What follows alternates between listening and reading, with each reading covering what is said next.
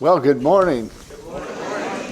This is what's left of Mike Lorenz today, so I got a good night's rest, and that was important to me. I guess we're going to start saying a few things about 3 and 4, are we? Okay.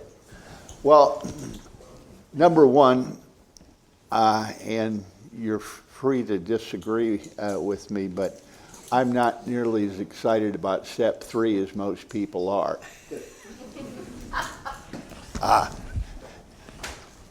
And that's just because of my training here. Step 3 for me, to put it, to shorten it up, is kind of I'm going on a Tinder date with God. I say, I'll check you out, I'll try you out, but if you read that, there's not really much commitment there. There's some hopefulness and some enthusiasm and everything else. But what we're going to be doing here, we're going to be moving from where I express a possible desire to enter into a relationship with God through just my vision. God says, okay, well, before you do that, I want to know a little bit about you, and more important, I want you to know a little bit about yourself. Just if you're going to turn your will and your life over to me, just what the hell are you turning over? This is not like some trash dump along the road where you flip your Burger King cup out the window. Say, okay, it's been a terrible life, I've been a real jerk. Boom, you take it. No. See, that's the way I've done things all my life. I'd go dig myself a hole, and then I'd want somebody else to bail me out. Mom, Dad, whomever. And this is a turning point here. So it's important. You're free to say the 3rd step prayer every day if you want to, but as was Don Pritz pointed out to me, he says the prayer of real surrender is the 7th step prayer. The 7th step prayer, as Don put it, is the 3rd step prayer with teeth in it. Now I'm making a commitment. And if you sit and compare the two prayers, one's more aspirational, the other's a prayer center, of surrender. And just my view of it, I mean, I don't stop anybody from saying the 3rd step prayer if it makes you happy. But it's, as Clint Hodges says, it's kind of like redoing my marriage vows every day. Really? Would you do that? See, here's my Creator. I'm now willing. You should have all of me, the good and the bad. See, that sounds like I'm not going to play God anymore, right? I'm not going to decide what's good, Mike, and what's bad, Mike. I'm saying, here, I give it to you to decide, and on and on and on. So just something to consider. We're going to move through this so we get to a place where we can honestly say that 7th step prayer and mean it. And when I get there, when I find myself in a problem as I go along, or in a series of things, it's usually because I haven't kept that 7th step commitment. It's not that I quit believing in God or something else. I just said, I said I was turning my will and my life over to the care of God. My Creator, you can have all of me. What would all mean? And I didn't keep my word on that. The business world I live in, if you don't keep your word, you got a problem. At very least, the people you do business with won't take your word anymore. They're not the relationship changes, and more importantly, when I'm doing that, in my head the relationship changes. So kind of put that out there as an overview. I want to talk a little bit about old ideas. And I've sure got them. I always liked the way Howard Poland's put them. They were like a herd of baby elephants he had. And my baby elephant, here's one right now, right here. That's an old idea. I had a story that I'd go out to talk or something in California, and I'd say, well, this is nice, but you know I really don't care for California, and I don't care for the people here either. Have a nice day. And if that sometimes it's either a conversation starter or into. Well, why would you say that? Well, you know, I'm a Vietnam guy, and when I came back from Vietnam, I came to Oakland Army Terminal and mustered out, and they gave me a ticket and sent me over to San Francisco International Airport. And they were mean to me, and they yelled at me and screamed at me and spit on me and all that kind of stuff. Well, I honest to God believed that.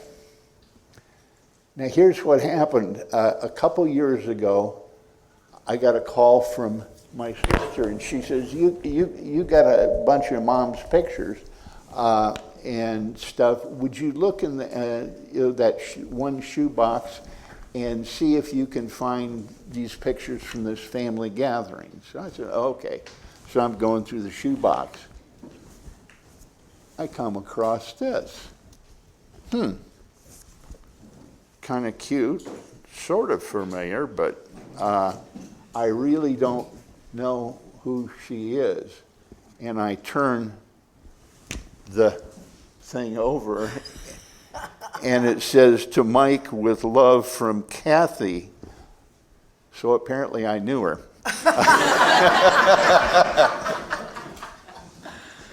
And then there's the date on there, April 24th, 1969. Well, I remember that because that's the day I got out of the Army. And all of a sudden, boom, the lie blows up and the truth comes in. What actually happened was I got back in, I got out of the Army, gave my discharge papers and my ticket. I headed over to San Francisco International. I walked in the bar and I ran into Kathy. And Kathy adopted me and took me home to her apartment for 3 days.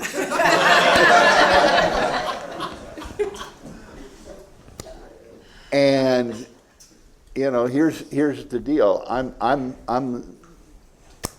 the oldest son, and I've been in a combat zone for a little over a year and all that kind of stuff, and been shot a couple times. So my mother has really got a thing on that I need to get home. So she isn't going to buy some story that I got to go with Kathy. I construct a whole series of lies to justify me having a 3-day delay on the way home from Vietnam. And then I told that lie so many times around the family that it just became embedded, and it was the truth. I really thought that was the truth.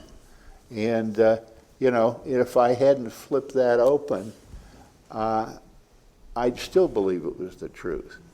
Sit here and tell you with no qualms about that. Now, how many things do you think I would have? And in a life the length of mine that would be like that. Things that I believe are absolutely true.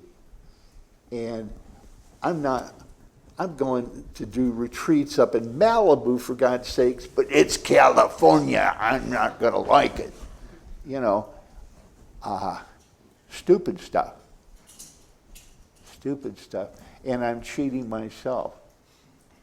One of the ways I really connected with Sandy Beach is when Sandy said, you know, if you listen to some of the old talks on tape, you'll find that I had a completely different childhood than I had today. And that's true. I believe that I was kind of always in some kind of conflict with my father, and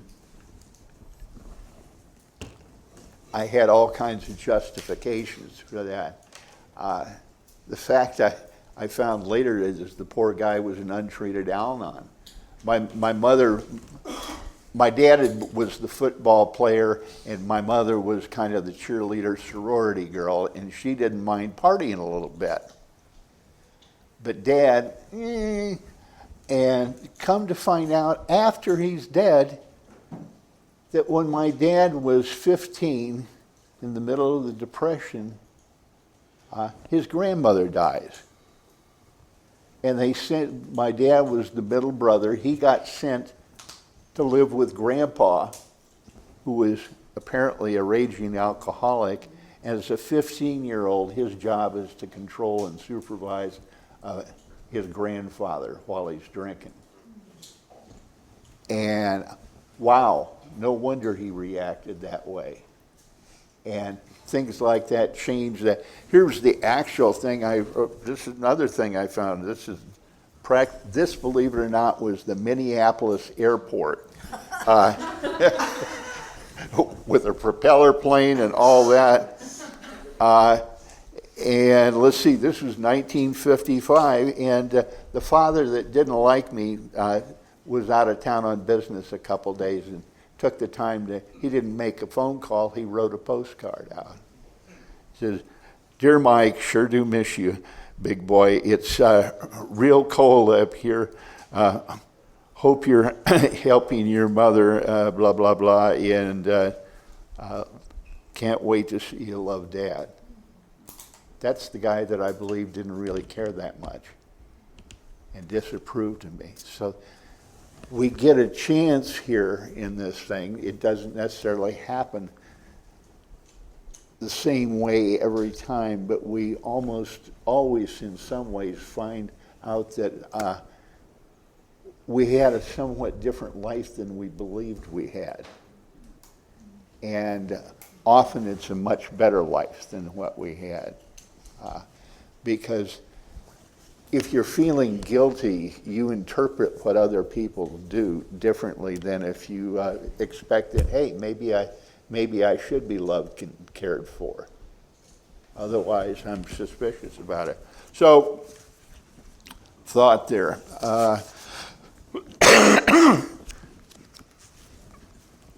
I'm not going to, oh yes, here we go. Oh yes. Well, maybe. That wasn't exactly the one I was looking for. Oh yeah. Well, gosh, I forgot I hated him that much, but. Oh, look at that. Oh, look at that.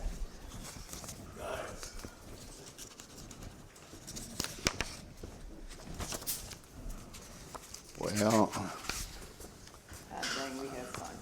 Yes, well, see, that's, somebody's going to come along and organize my filing system here.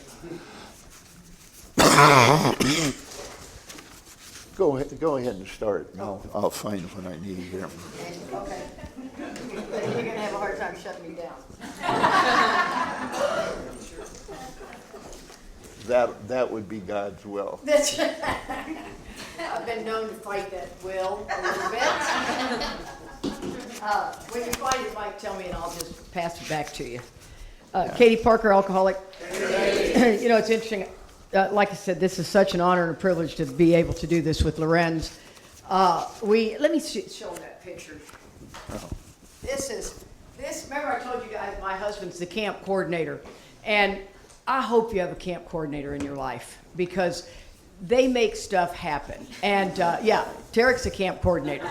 And they really do make stuff happen. So you got to remember when you're asking them for favors and can you do this and stretch this, they really want to knock you in the head because they've organized everything. But Charlie has, there's a conference called Man to Man, and it's in Brownwood, Texas, and it's a men's conference. They're still trying to figure out how to dress me up like a man and sneak me in, but we're having a little trouble with the mustache. But so we have all these guys come in from all over the United States, and they spend the night at our house. One time we had 22 men asleep. Charlie gets blow-up beds. And I mean, these guys are not young. Some are young, but you know, you're 55 years old on a blow-up bed. Lorenz got the extra room, him and Bazan's. But this is a picture of us across the street, and we do it every year. And it was so funny because there was two women walking. Also where the China berries are. Oh, we are not talking about the China berries. Oh my God, Mike, I'd like for you to talk about Charlie and the China berries, okay? But these two women were walking our neighborhood. It's a big wide street, a lot of people. It's a hike and bike type trail feel. And these two women go, "What is this?" And I said, "Oh, this is a reunion every year. I invite all my ex-boyfriends." She's like, "Oh, it's a blast." So I got that picture for all of it. It was so fun. You know, I do see the third step as a big deal. And I see it as a big deal because it changed my life. My sponsor woke me up to this. This was not from Mark Houston, although Mark Houston had plenty to do with the third step. This was from my sponsor, Marty Ruby. And one of the things that I was unaware of is I heard Jeff out of South Dakota say that the third and fourth step go together more. And I had never heard that. And once again, remember, when it comes to education, I just don't really dig it that much. We met the historian that teaches here. He's the history teacher. Super nice guy. But, oh, my God, he goes, "Yeah, I teach history here." And I thought, I mean, I just am not interested. And but I can fake it well. Super nice guy, and it was really fascinating. He talked about the whole history of the school. And when we walked away, Charlie actually listened, and he goes, "You know, that's the quarry over there, and this is this over here, and this is that over here." And all I saw was the cute dog he was walking, and. But the third step to me, I like to look at it as the second surrender. Bill talks about emotional sobriety. You can call it whatever you want. You can visualize it whatever you want to visualize it as. But it absolutely revolutionized my understanding of what the root of my problem was. And I think sometimes we rush people. The new guy nods his head that he understands what the third step is, and he doesn't. I don't think you wake up to the third step. Honestly, now this may, upset some people, but I really don't think you wake up to the third step till about 10 years sober. Understanding what selfish and self-centeredness looks like in you, because it's always going to be talking about behind a kind motive. See, we bring the new guy in, we teach him integrity, dignity, honor, respect, show up, your word is your word, start the coffee, do what you need to do. And this guy comes in, just, wow, they really trust me. They gave me the keys to the place. And he's doing all the stuff. And in about 18 months, he's looking around, he's pissed off because he's the only one doing it. And he's like, Bob's over there hitting on the chicks, and I'm over here setting up the tables and chairs. And see, he doesn't realize that it's turned on him. Because he didn't, it was an honor and a privilege until it wasn't an honor and a privilege. And that's the way the deal works. But we are not bad people. We are just so deeply self-centered. I mean, wow. It's my DNA. It's everything in the world. Sieve. It's like a sieve. It just goes through me, right? It says the world and its people really do dominate us. In that state, the wrongdoings of others, fancy to real, has the power to kill. Just the world and its people. Other than that, just go have a good day. I mean, we are talking about everything. And if and when you do wake up to seeing all these puzzle pieces get put together, and don't be hard on yourself. If you still don't get it and you start and stop and start and stop and start, that's a part of the process. You know, you don't go to one of these weekends and then you nail it for the rest of your life. Oh my, you should have been in our room last night. We were not nailing it, okay? And, because it's challenging. It says in the 12 and 12 that we are incapable of forming a true partnership with another human being. Another butt pucker. You're like, what? I mean, there's no wiggle room in what they say. And then yet people go, well, I'm really not like that. I'm like, if you be alcoholic, you are. It just shows up different for you. So did you find it, Mike? Yeah. Okay. Yeah. Go, take it back, and then I'll come in.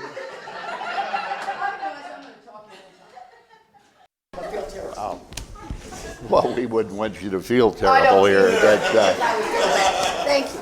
Yes. Now, I will give a mild dissent to this idea that we're good people that are, just misunderstood by the world. The fact that I grew up in a college town, and the university labs at that time, that was in ancient times, but the university labs would pay $2 for a live cat. When my drinking budget needed supplementing, cats disappeared all over town. That is a bad person. Some of those little old ladies where Fluffy disappeared would not say he was just a little misguided. The pitchforks would be out. See, that's without divine intervention, I'm in pretty deep shape, bad shape here. So anyway, this was going to be just a little example of some inventory that was kind of life-changing for me. The backstory on this was that first marriage I was talking about came to an end, and I was in dire straits. I was celebrated my 7th birthday living in a sleeping bag on the floor of the den of one of my friends, and and my fancy car had gone away, and I was driving a 1989 4-cylinder Ford Taurus. It was a real clunker, and everything. So eventually, things start to straighten out, and I find her again, and what happened was just on the cusp of wonderful things happening here, her company transferred her to another state. And so anyway, I'm upset, and my sponsor directs me, they say, you might want to put some of this on paper. So the person I was really upset with was God, because look what God was doing to me. So it was interesting because I wrote on top of here, God, please help me.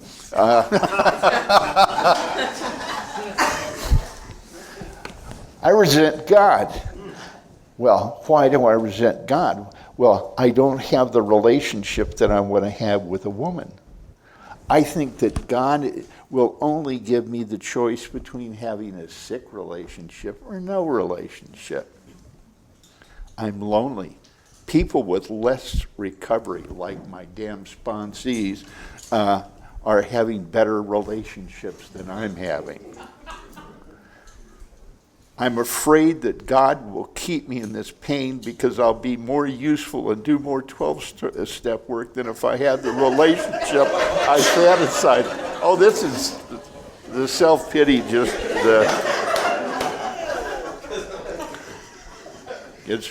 I feel like God has given me a gift of communicating with others, and the price of the gift is my own happiness.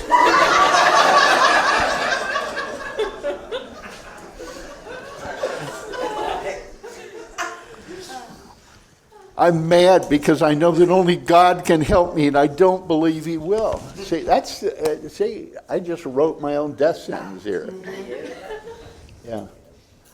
What's it affect? Well, it affects my self-esteem, of course. I feel like I'd sell out my principles for a comfortable relationship. For example, I might do something like hitting on a newcomer.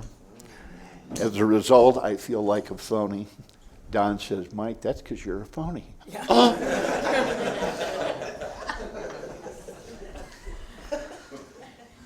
Yes.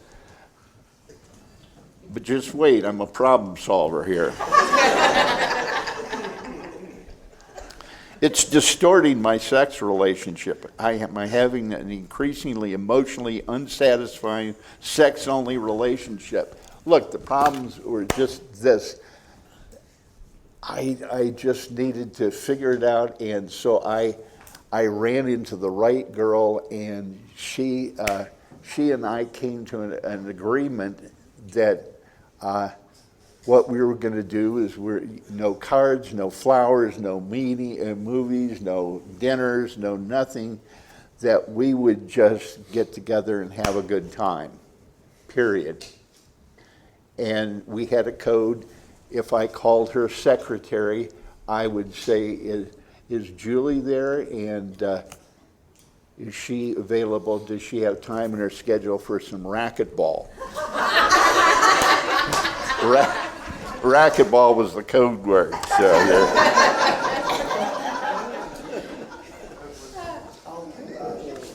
yes. Well, here's the thing. Well, anyway. You can't really explain that away, can you?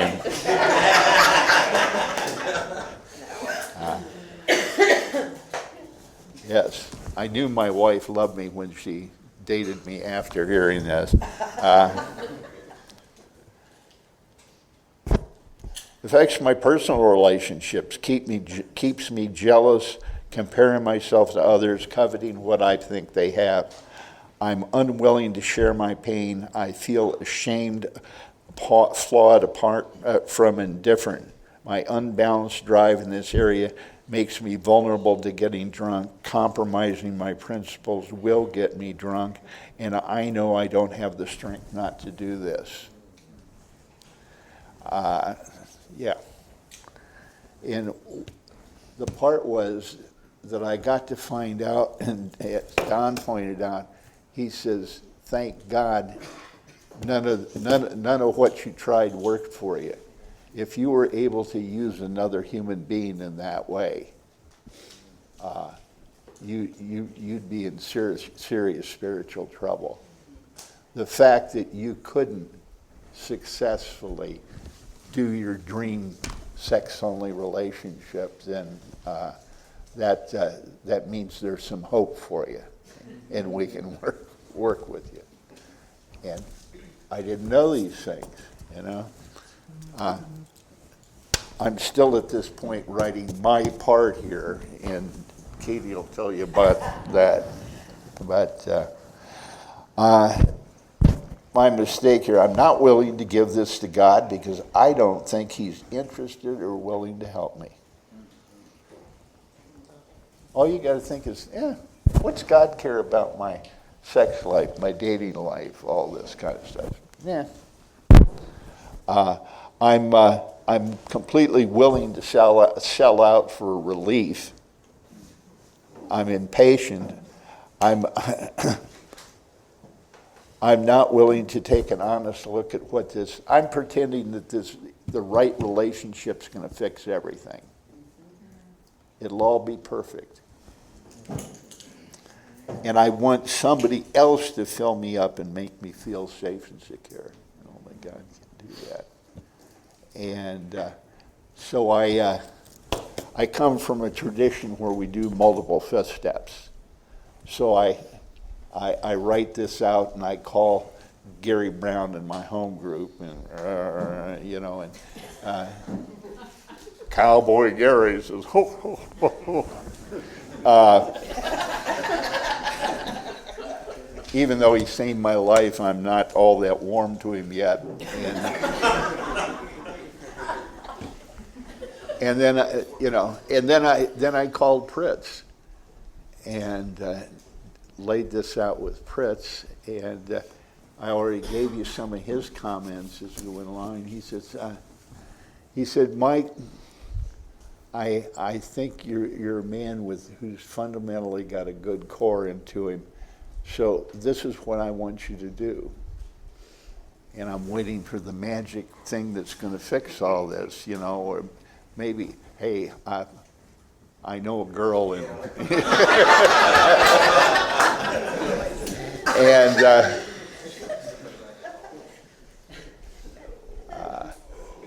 he said, I want you to start saying this prayer and this prayer only.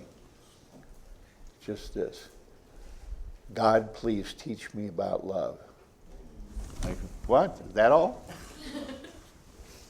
He says, Mike, you're a guy who knows a lot about sex, but you know nothing about love.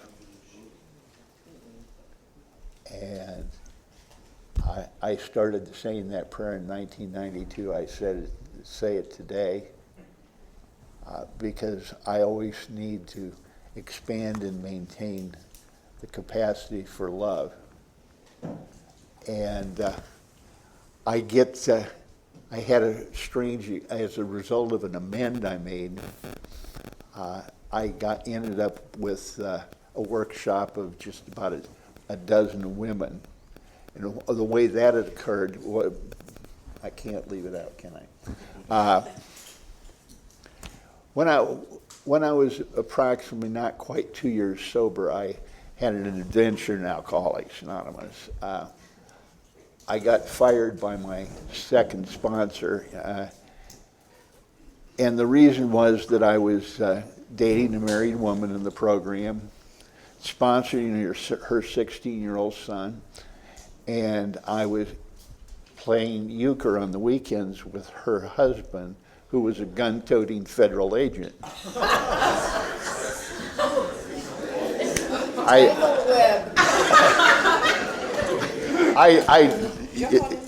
Yeah. No, it's. I always tried to convince Don that there was a statute of limitations on this, and that it could leave my story any time. He said, "No, you need to keep telling that in your story because there are going to be other people doing stupid stuff like that, and they need to know you don't have to get either shot or drunk, but you do need to change your behavior." And so this is some of the background for this. Later, I needed to make amends to that gal, and she'd been divorced, not a result of what we'd done. But she said, "Gee, something's going on with you that's not going on with me." And I told her about the step work and all that stuff. And she said, when it got down to the event, she said, "Well, how about I sponsor bunch of these girls? Would you take us through this book?" And so I said, "Let me check." I was sure Don would say, no. And he says, "Well, do you have any sexual interest in anybody there in this group now?" I said, "No." And so he says, "Then I think I can do it. If you have a problem, let me know." And I had a revolutionary experience. See, it's kind of like us guys are PCs and they're Macs. And what you see on the screen might even look very similar, but the software that gets it there is way different. And the value I got from being with those women and hearing what powerless meant to them and how they experienced it, and unmanageability and everything else. And I was very fortunate in having that relationship with Don, because Don really is somebody who loved and respected women.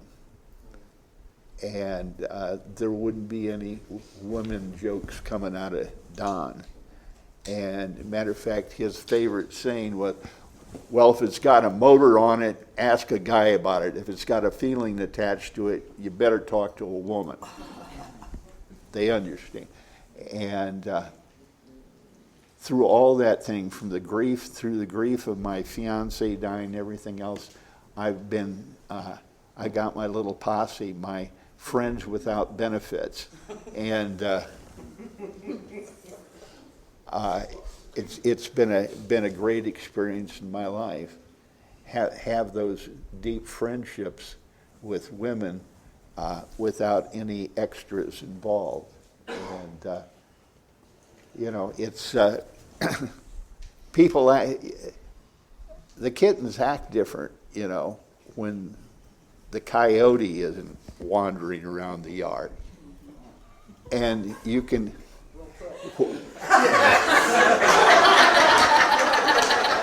When I become safe, then a different kind of relationship is possible, and some real intimacy is possible.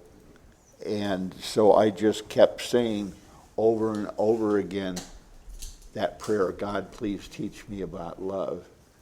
And I had that wonderful experience with Linda. I just remember,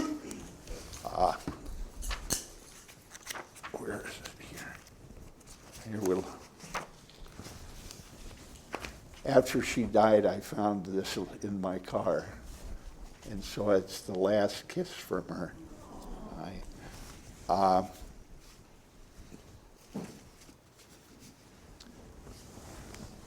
And I thought, when she died, that the prayer had died. Okay, well, you got.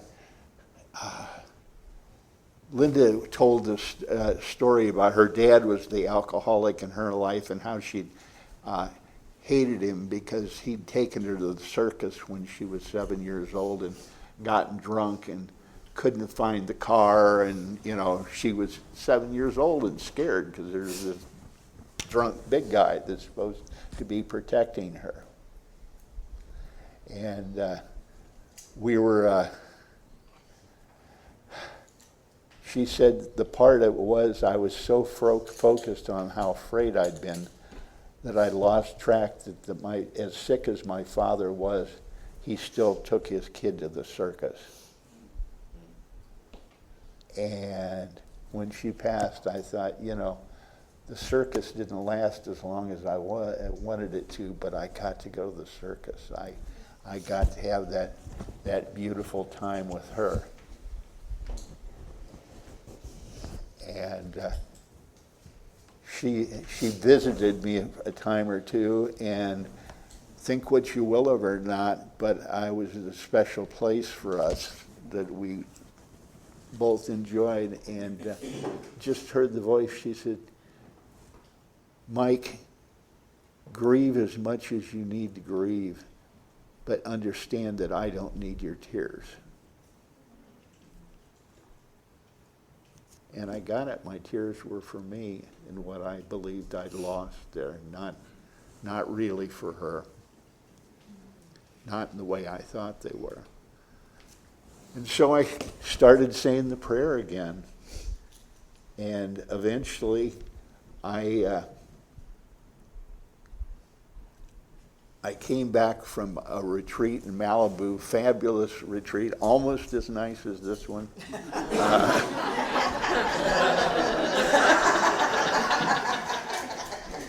Place called Serra Retreat, Serra. right in Malibu Canyon. You look down on Dick Van Dyke's roof and all that stuff there.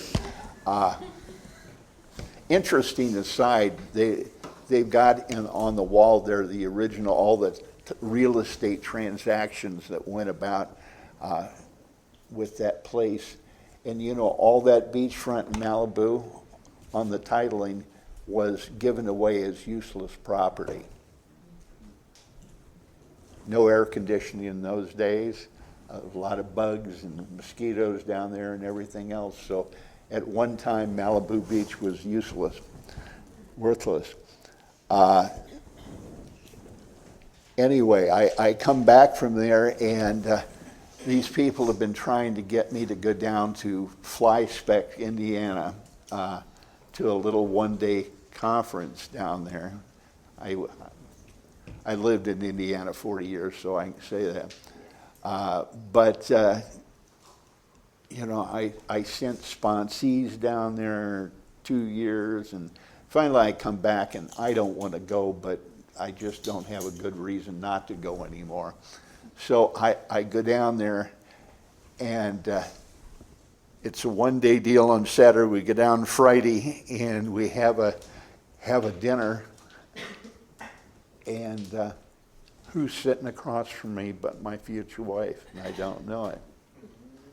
And we're in this little German restaurant, and she says, "Could you explain these sausages to me?" And it started there. And it was beautiful. And it all came from a resentment and bunch of bad behavior that I put in God's hands. This wasn't any magic. But if I put things in God's hands, I can't see where it's going to go. Couldn't predict any of that stuff. But it's still producing, that little prayer is still producing a lot of wonderful stuff to this day.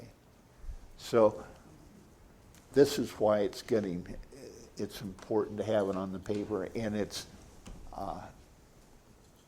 important for me to have this down here, because now when I turn things over to God, I know what I'm really doing. And so that's my experience with that little piece of inventory. Well, I'll take it from here. What? Mike, I don't want to interrupt. Sir, this is not a question and answer. You left out my favorite part of why the sponsor fired him about the post. Oh, he did. You got to tell that, Mike. The last piece of when you talked about that you were dating her, sponsoring her son, and playing poker, but then what the sponsor say when he said, "Why I had to let you go"? Oh, well, he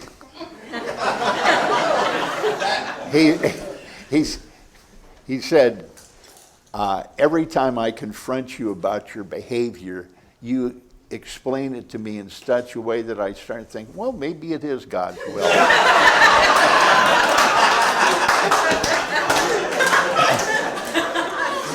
He says, I know that's insane, so I can't. Oh. Thanks, Charlie. I'm going to go for probably about 20 minutes. If you need to get up and go to the bathroom, that's totally fine. I'm a huge inventory writing fool, man. And I've heard people say, I see people write too much inventory. I'm like, that's not my experience in AA. I don't see people writing enough inventory. There's magic that happens with pen to paper. And literally, if you do it a lot, it's like any discipline. I've been an athlete all my life. I know the discipline of what's required for me to stay the way I am. I like the way I feel. I like the way I sleep. I like everything about it, right? I don't have these sinking spells and, all of that stuff because I take care of the goddamn temple, And you don't have to take care of the temple, but I know the discipline that's required. And Mark told me one time, he said, well, Katie, take that discipline into 10 and 11. And once again, who knows what's going to completely change the course of your direction? I don't know. But I know that Lorenz and I have done a ton of inventory. And yeah, you write the same inventory about the same stuff until one day you wake up. And I don't know if it's going to be on the 3rd inventory I wrote on it or on the 33rd inventory I wrote on it. But I'm still going to keep doing the work until I get to where I need to go. And I want to say one thing, since Mike, I love that Mike always talks about his wild sexual activity. I remember the first time I ever heard him, I thought, dang. And he has shown me pictures when he came out of the military, and I wouldn't doubt that you'd get picked up at the bar. And I mean, we were drinking in the 80s, 70s and 80s, and it was, at the end of the night, you girls that are my age know you just look at a guy and go, you'll do, come on, And Charlie said I had a better closing rate than he had, but, but it's interesting because I just want to touch on this because what Mike said, we live in a different day and age today, and I don't say that lightly. I say that as a warning. Social media is changing the face of the spirit, if you ask me. And you're finding out way too much of what everyone thinks. You're watching way too much of what other people are looking at. I don't do any social media only because it'd make me crazy. I'd be angry. I'd be disappointed I wasn't invited to the party. And I don't care what you're eating for breakfast. You know what I mean? It's just not it. But the pornography is a serious problem. Serious problem. Whatever you put in your mind is what you in and out. And when Mike said about the coyotes, we women know. Well, I can sense if somebody's watching a lot of pornography. You can't be in a conversation with me. You're hollow in your eyes. And that's what God gave women, that instinctual feeling of the creep. And I may like you, but man, you got way too much weirdness going on here. And he gave us that because we're not strong enough to kick your ass, right? So I gotta have that intuition. And I was at the gym one time working out, and an old girlfriend of mine, I hadn't seen her in years, and it's a girlfriend, not a intimate relationship with the woman. It was just my girlfriend.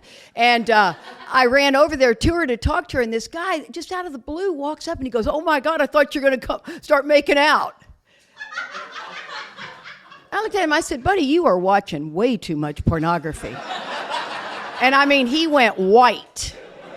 Because I thought, who says that?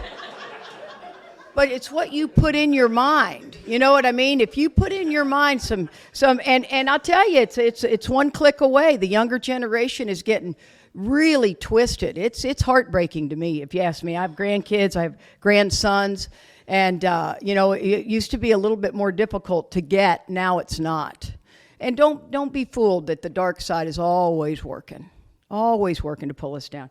So I'm gonna bust through this. We've been going for 48 minutes. Can I go till like 1:10, or an hour and 10 minutes, 70 minutes? Okay. So this second surrender, I do like to say, yeah. It's easier to get an alcoholic to stop drinking than it is to get one of us to quit playing God. It really, really is. Believe it or not, the not drinking is the easiest part of the recovery process.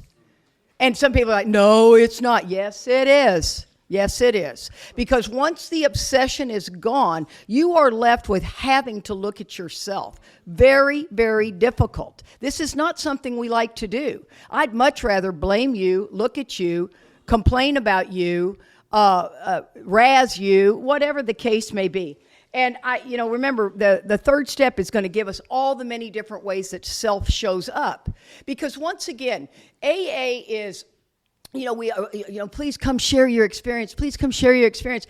I get what they're saying, but I don't know why that rubs me wrong. Because people misunderstand that I have to have had a divorce to be able to help you. I have to have been a lawyer to be able to help you if you're a lawyer. You know what I mean? Because I'm waiting for somebody that's got my experience so I can relate.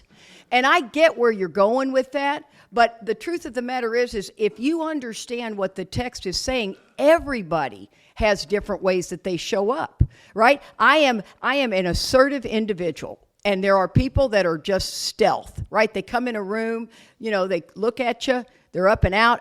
Nobody ever even saw them. It's like, you didn't see the chick in the red dress? No, I never even saw her because she came in stealth, right?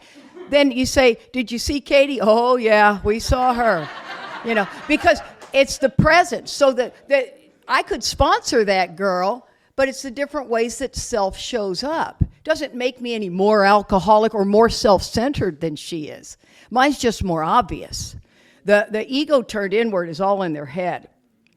On page 60, it says, we were at step 3, and it's italicized. And then over on page 63, it says we were now at step 3.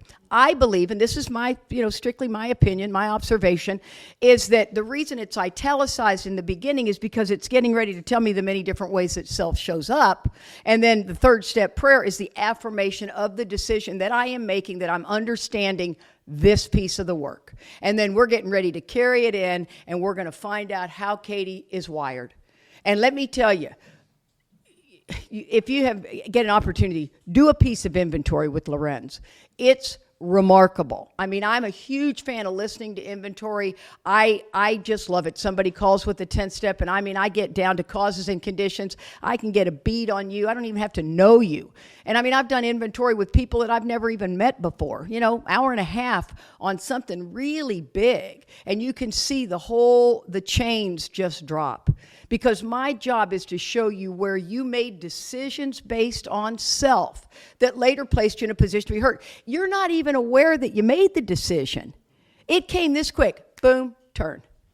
And then when we walk the dog backwards, then we can see and you go, oh my God, I remember having that thought. And then that's where it goes. So that's kind of the deal. So it says, which is that we decide to turn our will and our lives over to the care of God as we understand him. Once again, made no sense to me. What's my will? Really, if you ask most of us in AA, what is my will? I have no idea. This is verbiage I don't get. And remember, my whole history on education, don't ever misunderstand. I am not stupid. I just don't like education. There's two very different things. I was a very successful businesswoman, great mom. I fit into the world wonderfully, traveled the world for 18 years speaking on marketing with no degree, and because I'm good. But the problem is I don't understand print. It doesn't make a lot of sense to me. So my will is my thoughts, and my life is my action. Everything is a cause and effect, cause and effect. If you see something, watch, just for the rest of the day, watch when you see something. Two people talking, you really think you know what they're saying. Oh, I know he's over there telling her that. Mm-hmm. And then it's going to come back on me. Mm-hmm. Mm-hmm. We're constantly observing because we are con artists, right? We're manipulators. I like con artists because I kind of think I'm pretty proud of that personally. But Bill talks about in his story cause and effect, right? He's always talking about cause and effect. He says, I ruthlessly faced my sins and became willing to have my newfound friend take them away, root and branch. Most of us in the program trim the branches off the trees, right? We never get down to the root cause. And that is really, I get worried when people are listening to inventory and it's always like, I got to forgive that person. I have to forgive that person. It's like, nah. Let me do a piece of inventory with you, because most of the time it's not about forgiving them. It's about seeing where I stepped on toes. So if all we're going to talk about is their reaction, then you miss the point. I can promise you I stepped on the toes of my fellows and they retaliated, seeming without provocation, but invariably, which means always. I found that it's sometimes, there's no wiggle room. That I made a decision based on self that later placed me in a position to be harmed. I'm telling you what, it's in relationship, it happens all the time. In work, happens all the time. With family, happens all the time. It's just the nature of it. My life is a demonstration of my inward condition. I misunderstood. I thought if I got all this set up out here, I'd feel better. It doesn't work that way. It's an internal condition. So it comes from my insides out. That's why 10 and 11 are so important to understand. If you're walking around angry, scared, all those things, you're actually attracting all that stuff because you're in self-reliance. It doesn't mean, what's the old saying, if you're in fear, you're not in God or whatever. I've never agreed with that. I can tell you what, I can be in fear. Where Charlie and I have a circumstance going on now, I can be in fear. But my 10th step is to redirect. I'm not going to miss that, Then it says just what do we mean and what do we do? It spends the next 2 pages explaining that. It says, what do we mean? That's a fair question to ask. And then it switches to what do we do over on page 63. Or actually at the bottom of page 62. So it's getting ready to lay this whole deal out.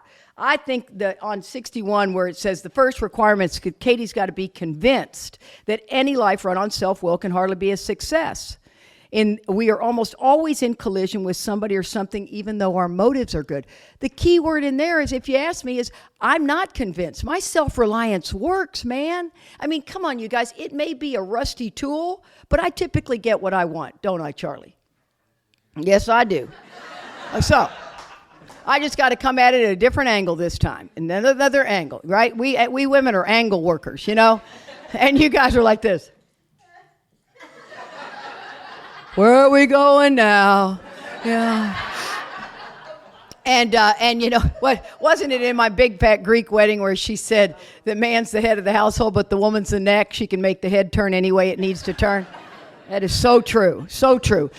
But so, I'm not convinced that self-reliance doesn't work for me. It does work for me. So I'll bring God in when I need God. I did that for a long, long time. Long time. And then it's also switching to a good motive.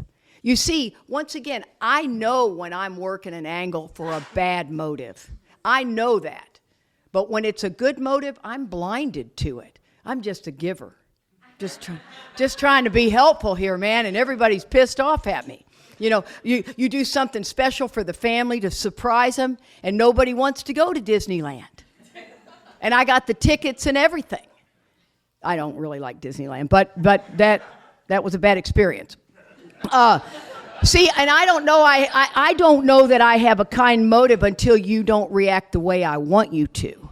This is where it gets really tricky. Now, I use these examples all the time, but trust me, they're much broader. So once again, driving. Oh, my gosh. The driving in this day and age with the cell phones and Ben, are you listening, Mr. Look at your cell phone 8,000 times while you're driving. At one point, I told Charlie, I go, dude, you were in the front seat. Was hurling down the road. Just... Then I realized you were looking for a song, weren't you? Or were you answering email? I'm not quite sure where that was going. Yeah. Now, don't get me wrong. I am a hypocrite. Yeah. I will do it quite as much as he did, but I do it plenty, okay? So I am a hypocrite when it comes to this. And that's the other thing, is the sooner you understand you're a hypocrite, freedom comes. Oh, my God. I mean, that's what the whole fourth step is about, right? The fourth step is about the sick man prayer. God, help me show them the same patience, tolerance, and pity I'd grant a sick friend. They, like myself, are sick too. I could be either person in this play, right? It's easy. I mean, judgmental. We are so judgmental. But so, in traffic, you let somebody in, right? And you expect this. And in today's day and age, you get very little eye contact, right? You don't get the wave. You don't get anything. And so now I'm pissed off. It's like, I'm just a giver. And then, you hold the door open. I tell you what, I am obsessed with who holds the door open. I swear, I'm in the firearm world. Charlie and I are, shotgun shooters, and we're running with that crowd. I've always been a tomboy, and I love chivalry. I love that when I come into a room, a man will stand up. It's like, God, I love that. Tip his hat. Thank you. My God, I am not equal.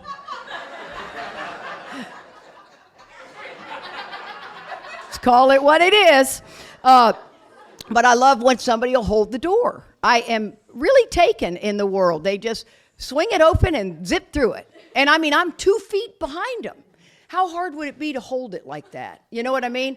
And it happens a lot at the gym.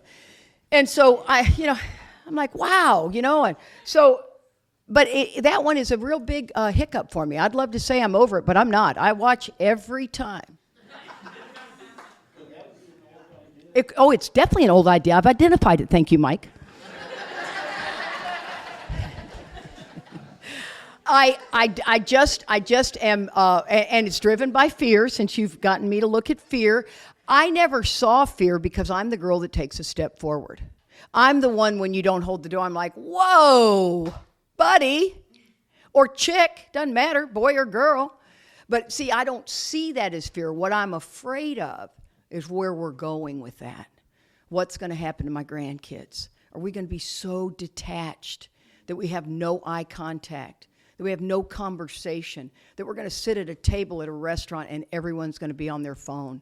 It scares the crap out of me, guys, if you want to know the truth. I mean, I love that Mike's got a picture from 1968, and every generation loved their generation. The other one is, since we're such givers, right, there's a plastic water bottle on the hike and bike trail. I'm going to pick it up, but when I pick it up, I'm going to go like this.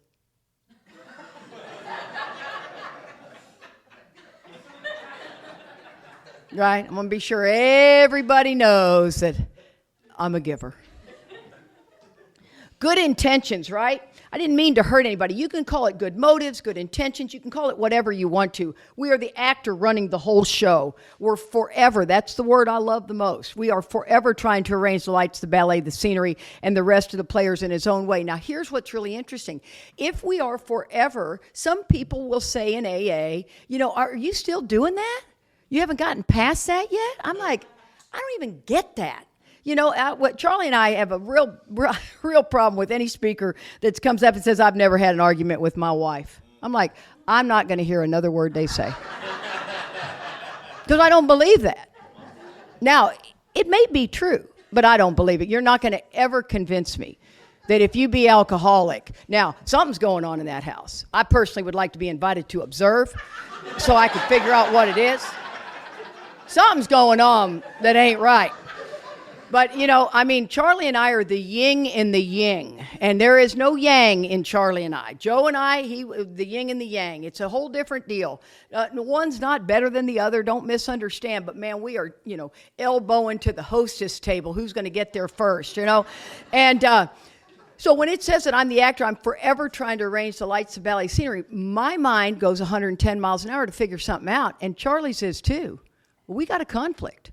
I have to write a piece of inventory on. Charlie does. He likes to be called. I called him the maintenance man one time at the house. He says, I prefer superintendent. I said, fair enough. I'll give you the superintendent. So he's the superintendent of the house. Now, this was totally different than Joe and I's deal, right? We were raising kids, doing all that. Charlie and I have been together 20 years. Joe and I were together 20 years. And Charlie does everything. He likes to go grocery shop. He does laundry. He's much cleaner than I am. I'm quite a slob. And I am, and I have been, and that's what you're going to get. And so, my shit's spread everywhere. And, when Charlie really gets mad in the bathroom, he just takes his arm and just... And when I wake up, I'm like, oh, pushed him over the edge there, didn't I? Encroached a little too much on his sink. Yeah, it's the big slide, he calls it.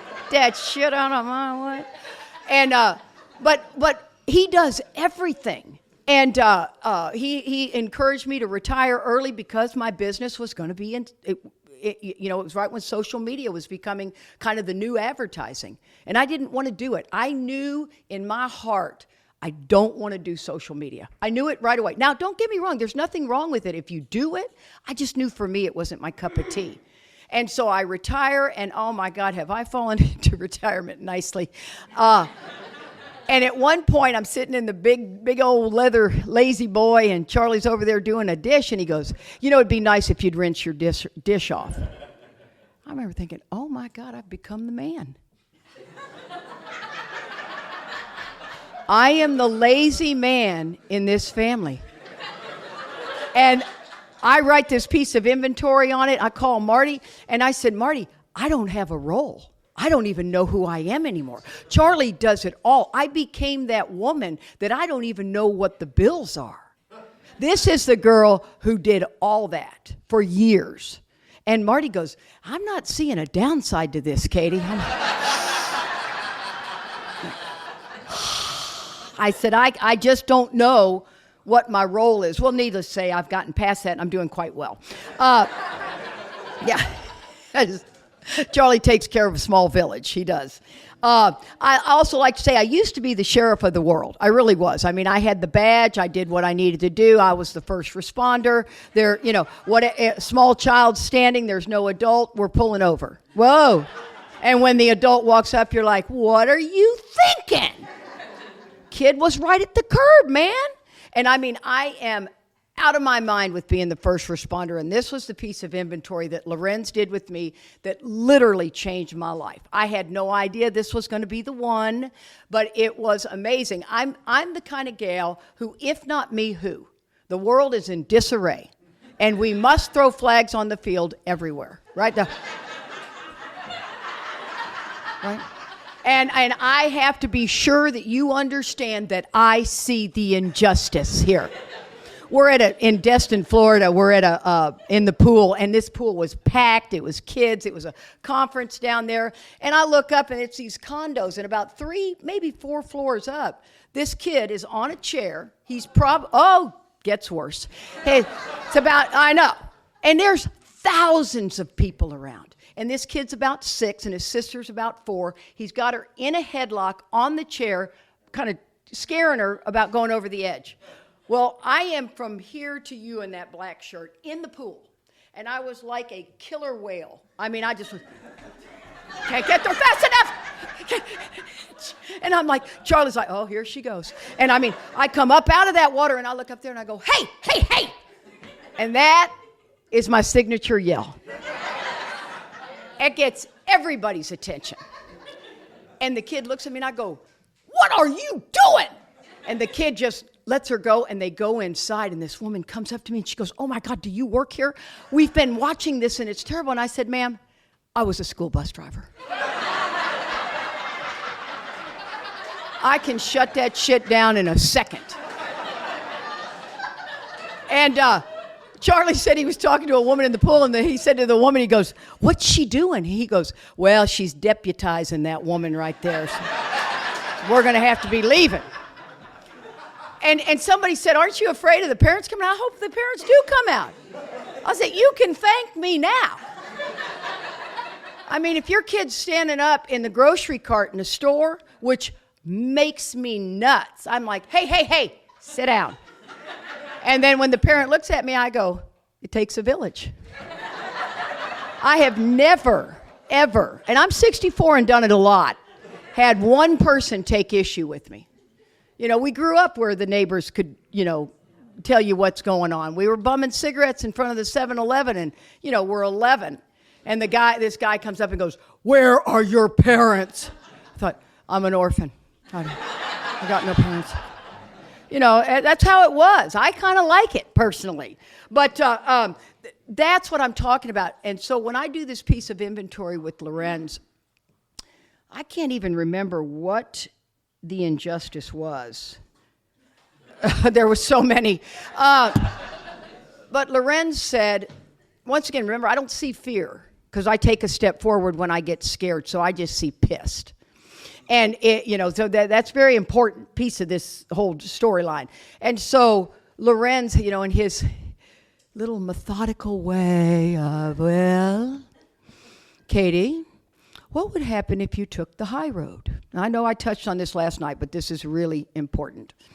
And I mean to tell you guys, it was a shock. Never have I taken the high road. I don't even know how to take the high road. I don't even know how to begin. I don't say I'm sorry if I don't think I'm sorry. So there was no high road to ever take. And he said, but what really gets me more than that is, what are you so afraid of? And that's the one that stumped me up. And I thought, I don't know, Mike. I guess if not me, who? Who's going to fix this injustice in the world? Who's going to be the one that stands on that front line and is the general? And he said, oh, Katie, there are plenty of people that'll take up the slack. And I did not believe him. And it was not the next weekend we were at a conference. And it was John the taper was still alive. And I love John. And he, and I'm a guest. Very important part of this story. I'm a guest speaker. You've invited me. So I got to behave a certain way, right? And all of a sudden, the guy reading how it works is, he can't get the audience. It's like, dude, shut them down, man. They're all talking, and he's trying to read how it works, and I'm getting angrier and angrier and angrier. And this is what I want to do. I wanted to stand up in there. Sit down. We're having a meeting. That's the guest speaker. And I mean, my skin was crawling. It's like, these people, what in the hell? John comes from behind his taping area, and he gets behind that podium, and he goes, people, shut up. We're trying to have a meeting here. And it's like 400 people. And I mean, the room went silent, and I went, oh my God, I didn't have to do it. Someone else did it.